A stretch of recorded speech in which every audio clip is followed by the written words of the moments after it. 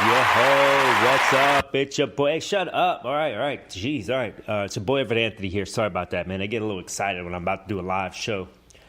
Technically, it's not live. I don't know why I said live. It just came out of my stupid mouth. You know, sometimes people say the wrong thing, okay? We're all basically monkeys making stupid noises with our mouth. And sometimes the wrong noise comes out. Like right now. I'm having lots of problems here, but it's just the beginning of the podcast, so it's going to either get better or probably just get worse. Or maybe it stays the same. Like maybe it doesn't get any worse. Why does it have to always get worse or better? Why can't it just stay the same? I don't know. I don't make up the rules. All right, let's dive into these stories here. So I seen this mother did a beautiful thing for her son. Now, her son is gay, and he's married to another dude. Yes, that's how that works. If you're gay and you're a dude and you get married, you're going to probably marry a dude. Unless you're in the closet and you don't want to come out, then you marry a chick. And then you have a couple kids with that chick, and eventually you just can't take it any longer. And you just break up the whole family, because you found a dude that actually makes you happy. Because technically, I'm pretty sure girls are supposed to be with girls and guys are supposed to be with guys, if you really, really think about it. Yes, we are attracted to each other, girls and guys, but other than that, we don't have anything in common. You'd be much happier hanging out with your girlfriend all day long, shopping, gossiping, cooking, doing laundry, shopping, talking, gossiping all day long if you were only attracted to your best friend. Okay, well, now all that being said, so back to the story. This lady that was helping out her son, once again, that is gay and has a husband. Now, they wanted to have a kid. So, obviously, they only usually have one option, and that's adopting a kid. Or you can go to option B. Now, option B is a little different. This is where the story takes a little bit of a twist. Now, the mom actually carried a baby for her son and her son's husband. Now, all I can gather is I'm not sure if the mom was old enough to actually have a baby by herself, like if they used her egg, or I would imagine they got someone else's egg and then took the son's sperm, put them together, and, just got a turkey baster and crammed it up her crotch and then, just shoot it on in there. Now, she actually carried the baby the whole time and had the baby. Everything came out just great, no complications whatsoever. And that's a super good story. It makes me go, man, just think of that mom went through a whole pregnancy just so her son could have, his own kid with some of his, blood or whatever. It's pretty badass. I mean, the kid actually has even more of the blood, I would imagine, because the mom made it, plus it's his sperm. I mean, if you really think about it, should that be legal? I'm not 100% sure if that should be legal or not. Like, you're carrying your son's baby inside you. If you really think about that, I mean, there's a lot of states you're not allowed to have sex with your family members because you can go to jail for that. And I know they didn't have sex. They probably went to the doctor. It's all on the up and up. But it's almost the same thing as if a brother and sister have sex or a mother carries her son's baby. You're telling me that's not in the same family? It's pretty close. Like, I realize the way they do it, like the kid's not going to have any birth defects, but the kid's going to have a lot of questions when he gets older. I mean, both of my dads are dudes, and neither one of you guys carried me, so how the hell was I born? Oh, grandma? I came out of grandma? Well, this is super awkward. What do I call you now? Are you grandma? Are you ma? I don't know. It was a good story, and then I probably just ruined it for you right there, but if you really think about it, it's kind of weird. I don't know if you should be allowed to carry, family members' babies, because it's in the incest family. Not 100%, but I might have just made that up. All right, so I seen a story this morning. St. Pete canine got shot. Shout out St. Pete, downtown, best place on the planet right now. I keep telling you guys this. One of these days, one of you guys are just going to finally be like, you know what? Everett keeps talking about downtown St. Pete. Let's take a vacation. You're going to go there, have the time of your life. Then you're probably not going to tag me and tweet out a few tweets about downtown St. Pete, even though, I was right and you were wrong. All right, so this, I don't think this was a downtown St. Pete cop, but it was a St. Pete cop, canine cop that got shot in the leg. And think about this. For one, like, how do you shoot, like, even if that dog, the canine, the canines are vicious dogs. And if, you're a bad person, they're coming for you, that could be a really scary situation. But, I mean, it makes me think, how could you shoot a dog? Like, I don't know if I have it in me to shoot a dog. I know a lot of you probably be like, I'll shoot the hell out of a dog. I'll shoot a dog's face off if it's trying to attack me. But I still feel bad. It's a dog. Not to mention, you do realize you shot a cop, a canine dog, right? You do realize you get the same penalty if you actually shot a real cop, a person. You get the same, how many years you get for shooting a cop? Guess what? You get the same amount of years for shooting a dog. Can you imagine? He might get attempted murder for that on an officer. Can you imagine spending the rest of your life in jail because you shot a dog? A dog, man? I mean, when people come up to you like, hey, bro, what are you in for? Oh, man, I got like 25 years. Damn, dude, you got 25 years? What the hell did you do, man? Man, I shot a dog. You shot a dog? Now I got to kick your ass because I like dogs. And then after I kick your ass, I got to dive into this and figure out the hell you shooting a dog for, man? Yeah, it's a canine. It was going to bite me, so I shot it. Well, yeah, now you're doing 25 years of shooting a dog? That don't make any sense. That's like going into 7-Eleven, trying to rob that place for the $13 that they have in it because guess what? Nobody uses cash anymore. They all use debit, so nobody has any cash. You had a bank across the street. You should at least try to rob that because you're going to do the same amount of time. If you would have got away with it, you would have got away with like a couple $100,000. I don't know, just like it's a bad move. Shouldn't be shooting canines. Like, shouldn't be in that situation, I guess, to begin with. Why, I'm not sure. I didn't dive into the story to see exactly what this guy was doing. Probably was something stupid. Always is. All right, so there was some kind of an award show. I don't know if it was last night or not. I'm not 100% sure. This girl did like a tribute song to Beyonce. Well, Beyonce and Jay-Z were in the audience or whatever.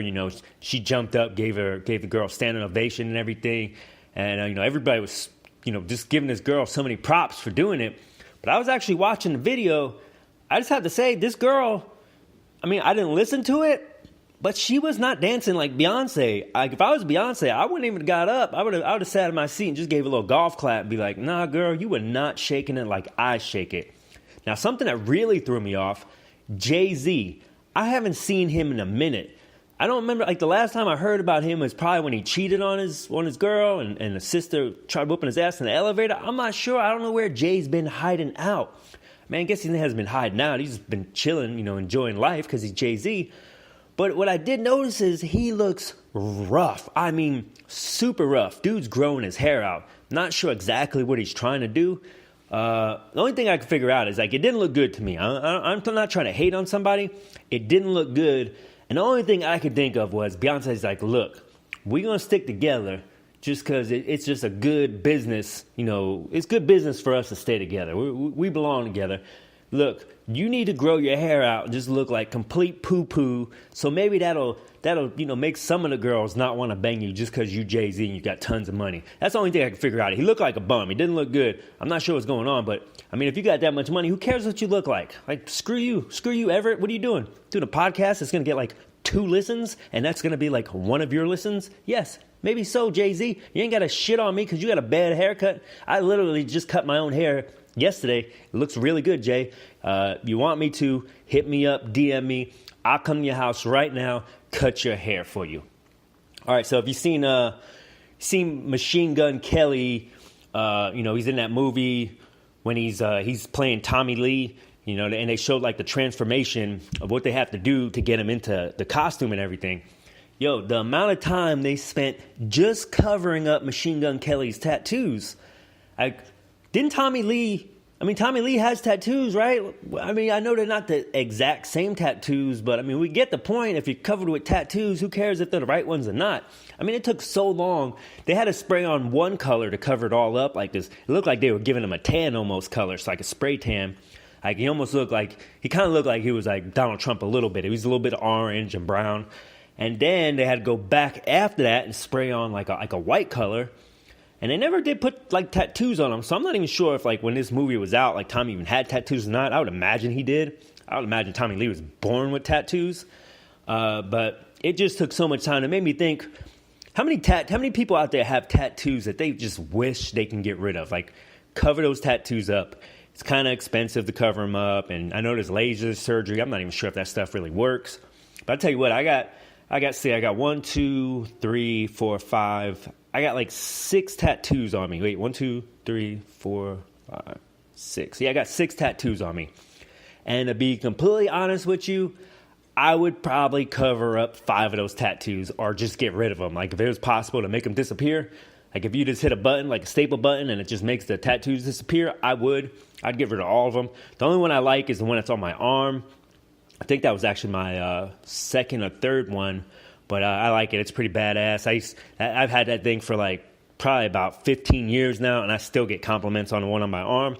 The rest of them, I got an X girl on my shin in Chinese letters. Don't ask me why. I think I did the Chinese letters just in case things don't work out. At least you don't know what it says, and I can just lie about it. I tell everybody something different. Every time somebody asks me what that means, I tell them a straight up lie, right to your damn face, unless you're some kind of Oriental or whatever. And then I'm thinking, oh wait, they might be able to read this. I have to tell the truth. And usually I tell them the truth. I say it's my ex's name.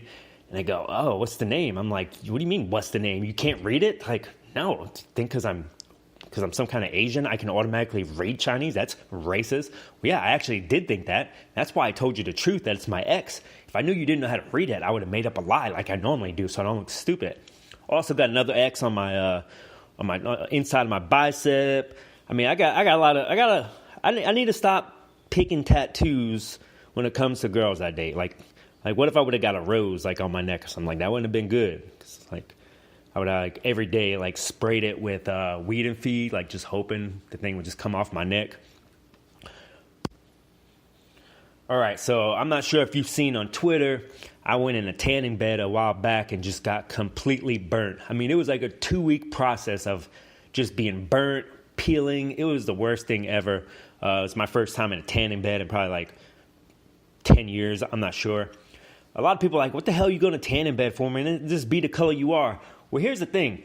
If you actually work out, when you're tan, you look better. Your definition of your muscles look better. You just look better. I'm telling you, if you do work out and you don't tan, go get a few tans. I'm telling you, you'll look in the mirror and be like, damn, I do look bigger. If you think about it too, like the people that do all the heavy lifting for competitions, if you put that on real quick, you would if you click it on real quick and say there's 15 people in the competition, you would instantly think all 15 people are black until you actually start paying attention and realize maybe only 4 people are black, but the rest of the white people that are so damn tan, they're pretty much black. They're usually, if you actually pay attention to those competitions, usually all the white people are darker than the black people on the damn competition, because the black people, they're not even tanning. They're like, look, I ain't wasting my time tanning. I'm already dark. I just got to work out and get bigger than you. Another thing too, like how much, is there any kind of drug testing going on in those weight competitions? Because these people look ridiculous. Just muscle on top of muscle on top of muscle. Are you telling me are they not? Is that the only competition they do not check for drugs? It has to be. You can't tell me these people are passing drug tests if they're actually giving them. Impossible. There's steroids on top of steroids in these people. It's ridiculous. And I would imagine too, like, why don't they just do the hair sample drug? The hair sample drug test is the best one you could take because everything stays in your system, in your hair for like a super long time. Like I think weed stays in there for like 3 months. I'm not sure about other drugs. And it made me think if that stuff stays in there so long that they can actually test your hair and find out if you did drugs 2 months ago, what does that actually do to your hair? Does that make your hair stronger because the drugs are in there or weaker?